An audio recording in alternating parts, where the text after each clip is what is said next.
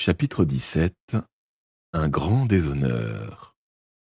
Ce n'est pas la magie noire qui me donne ma vitesse au combat.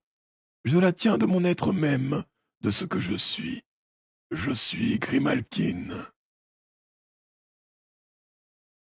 Une tueuse doit être rapide.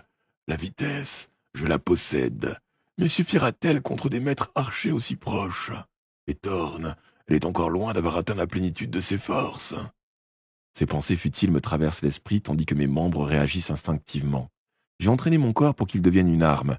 Tous les nerfs, tous les muscles agissent en synchronisation. Dans une telle situation, il est trop long de réfléchir. Je plonge et roule sur le sol. J'arrête les battements de mon cœur. La lame de ma main gauche détourne une flèche. Je pense à Tom Ward qui a le pouvoir d'arrêter le temps et je ris. Une tueuse sait le faire aussi, quoique d'une autre manière. Elle se meut si rapidement que les gestes des autres paraissent ralentis. Ce n'est pas de la magie noire, c'est la magie de mon être même, né de ce que je suis, du dur entraînement que je me suis imposé. Je suis Grimalkin, je vis l'instant présent et j'apporte la mort. En écartant une autre flèche, je note que les mouvements de Thorn sont l'exact reflet des miens. Nous nous écartons, nous nous réunissons, nous nous écartons de nouveau, comme l'eau courant entre les rochers. Me voici au milieu de mes adversaires et je porte mes premiers coups. Un archer meurt dans un cri. Il me faut oublier que j'ai lutté aux côtés de ces hommes quelques heures plus tôt. Nous sommes au corps à corps à présent, ils ne peuvent plus faire usage de leur arc. La situation a changé, c'est leur vie, ou la nôtre. Ils le savent, telle est la loi du combat, tuer ou être tué.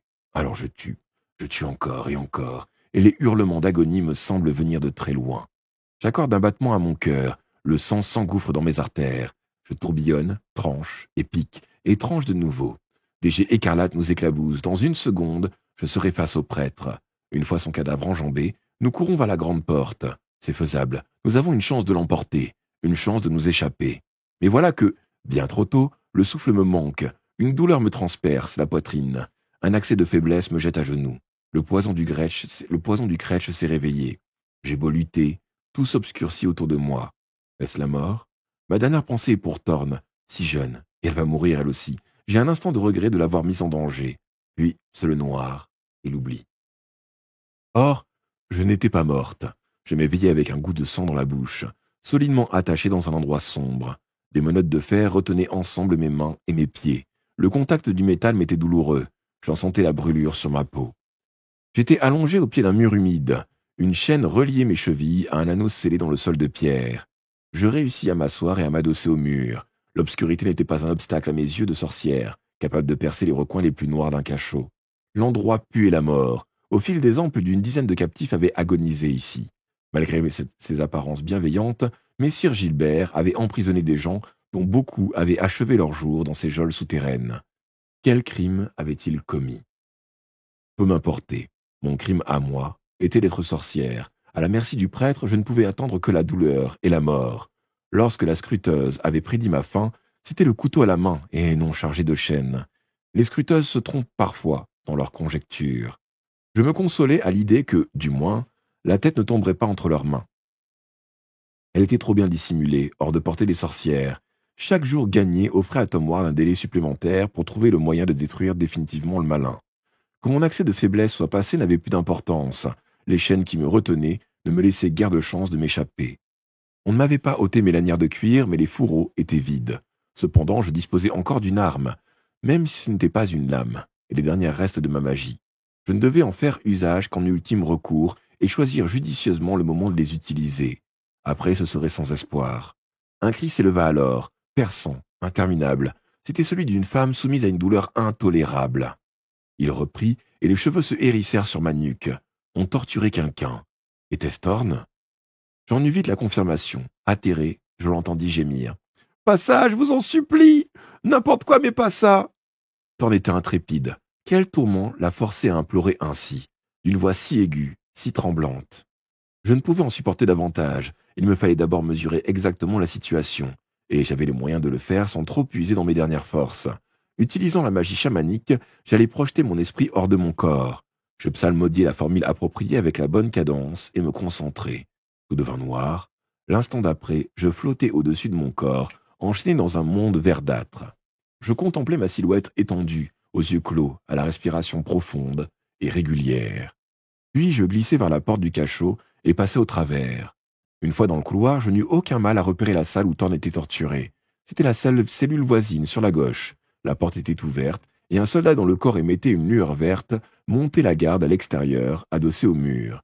Dès mon entrée, mon regard me suffit à évaluer la situation. Thorn était allongé sur une table métallique et maintenu par de grosses cordes. Ses épaules et ses bras étaient couverts de sang. Un homme bedonnant, torse nu, la poitrine velue, la peau luisante de sueur, était penché sur elle. Il tenait un aiguillon dont il avait déjà enfoncé la pointe acérée à divers endroits de son corps. Il cherchait l'endroit où le malin était supposé avoir laissé sa marque, celui où elle ne se ressentirait aucune douleur, prouvant ainsi sa nature de sorcière. C'était bien sûr totalement inutile. Il était évident que nous étions sorcières, nous ne l'avions pas nié. Mais le père Hewitt contemplait la scène, un sourire retroussant ses lèvres épaisses. Il y prenait du plaisir. Il y prenait plaisir. Je compris alors ce qui avait provoqué le hurlement de Thorn et ses supplications. Cela n'avait rien à voir avec les piqûres de l'aiguillon sur son corps, aussi douloureuses fussent-elles. Non, c'était l'outil brandi par le prêtre, la paire de ciseaux qui m'appartenait, celle avec laquelle je coupais les pouces de mes ennemis morts. Mes autres armes étaient soigneusement alignées sur une petite table en bois, dans un coin de la pièce, mais le prêtre devait avoir quelques notions de nos coutumes, car il avait choisi les ciseaux. Pour une sorcière, perdre ses pouces est le pire des déshonneurs. Tout ce qu'elle a accompli au cours de sa vie devint instantanément nul et non avenu.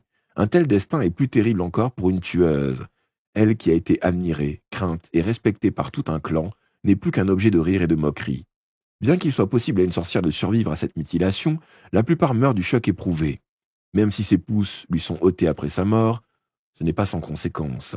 Elle est incapable, croit-on, de renaître. Elle ne parcourra plus jamais la terre. Elle demeurera éternellement dans l'obscur.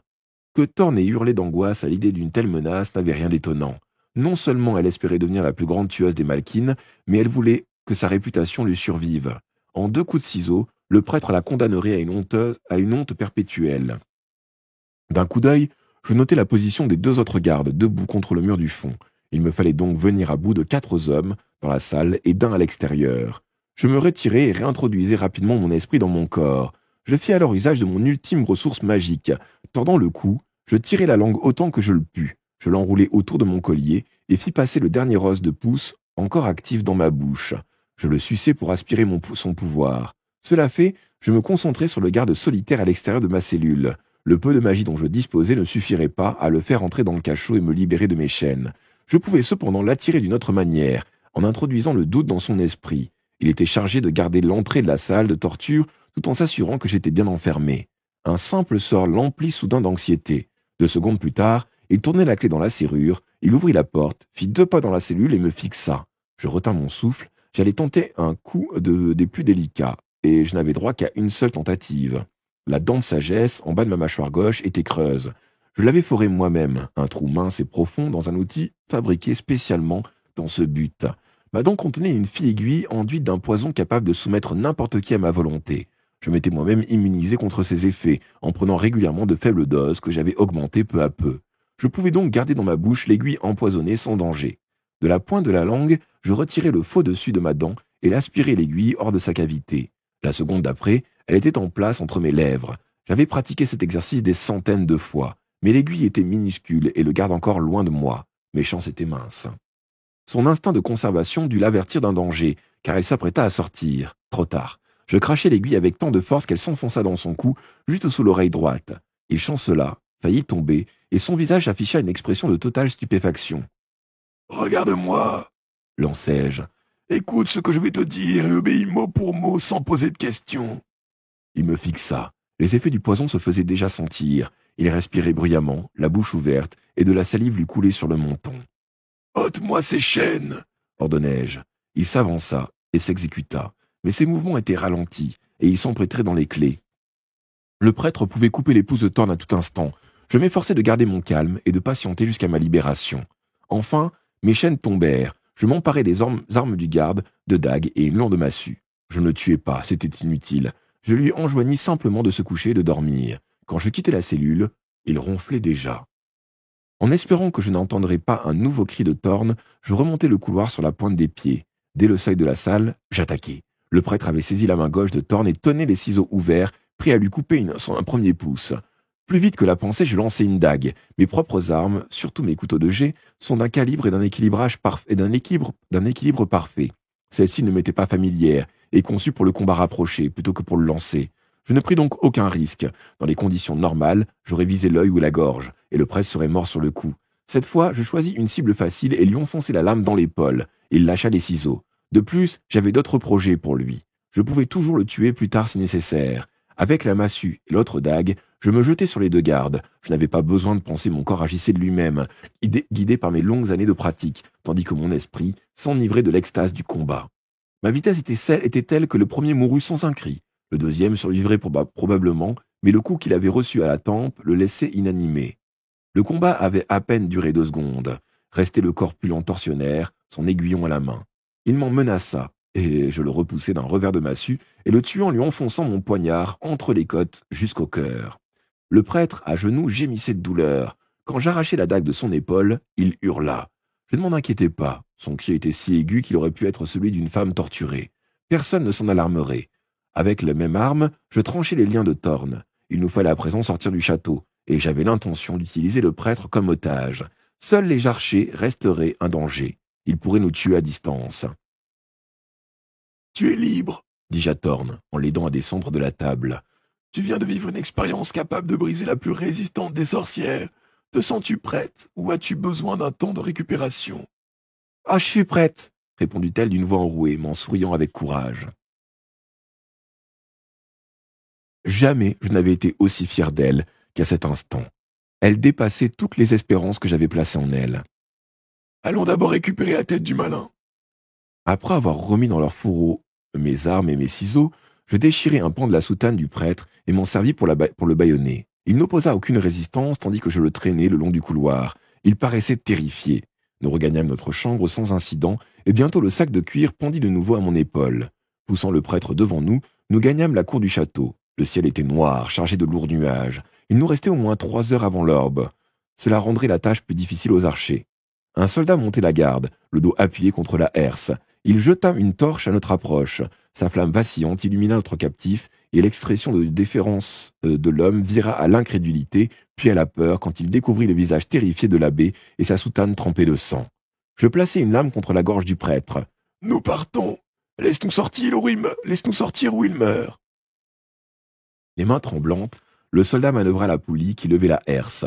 Le grincement des chaînes emplit le silence de la nuit. Ce bruit risquait d'attirer l'attention. Les autres gardes allaient se demander qui pouvait bien entrer ou sortir du château à pareille heure. Une voix appela du haut du chemin de ronde. « Qui va là ? Montrez-vous » Nous nous pressâmes contre le mur dans l'ombre. La herse montait lentement. Elle fut enfin assez haut pour qu'on pût se glisser par-dessous. « Ça suffit, à présent ouvre cette porte, vite !» commandai-je au soldat. Je tenais toujours le prêtre par les cheveux, ma lame appuyée sur son cou. L'homme se hâta d'obéir. Il s'activa sur le verrou et tira le battant, révélant la herse extérieure et le pont-levis. Il leva la deuxième herse sans attendre une autre injonction. Une voix lança alors un ordre, et un martèlement de bottes emplit l'obscurité de la cour. Nous nous engageâmes pas sous la voûte, de crainte d'être mis en joue de chaque côté, comme lors de notre arrivée au château, et nous nous préparâmes à encaisser l'assaut. Mon regard de sorcière m'apprit que les attaquants n'étaient que des archers, rien que 3 hommes armés de piques. « Ils sont à toi, Thorn !» sifflai-je. Après les tortures qu'elle avait subies, plus vite elle sera en action, mieux elle se porterait. « Tous les 3 ?»« Oui, fais vite !» Elle tourbillonna à leur rencontre, ainsi que je lui avais enseigné. Elle était rapide, et son art du combat atteignait presque à la perfection. Il y avait cependant certaines choses impossibles à inculquer, mais Thorn était une guerrière née. Elle évita avec une grâce consommée les coups des piques des soldats, et sa lame flamboya, distribuant 3 fois la mort en une poignée de secondes. Dans quelques années, je le voyais, cette fille serait mon égale. Et après, elle serait capable de me vaincre comme j'avais vaincu Carnold. À cette pensée, je ressentis de la joie et non de la peur. Je ne souhaitais pas continuer de vivre lorsque mes forces déclineraient. J'étais heureuse de pouvoir compter sur une remplaçante d'une telle valeur. Le soldat s'occupait à abaisser le pont-levis quand d'autres bruits de bottes se firent entendre. Cette fois, je n'envoyais pas Thorn à l'attaque. L'un de ceux qui s'approchaient était le fils du chevalier mort. Le groupe fit halte à 20 pas. 5 soldats et les 2 derniers des maîtres archers entouraient Will. « Relâchez le père Hewitt !» cria le garçon. « C'est un péché de malmener un prêtre. » Dis à tes hommes de baisser leurs armes et je lui laisse la vie, dis-je doucement. Si tu refuses, ton piètre argument ne lui servira de rien et tu seras responsable de sa mort. Mon père a été tué à cause de vous, cria Will d'une voix stridente. À votre tour de mourir. Il posa une main sur l'épaule des archers qui l'encadraient. Visez bas, ordonna-t-il. Elles vont tenter de plonger sous vos flèches. Les archers abaissèrent leurs arcs et tirèrent.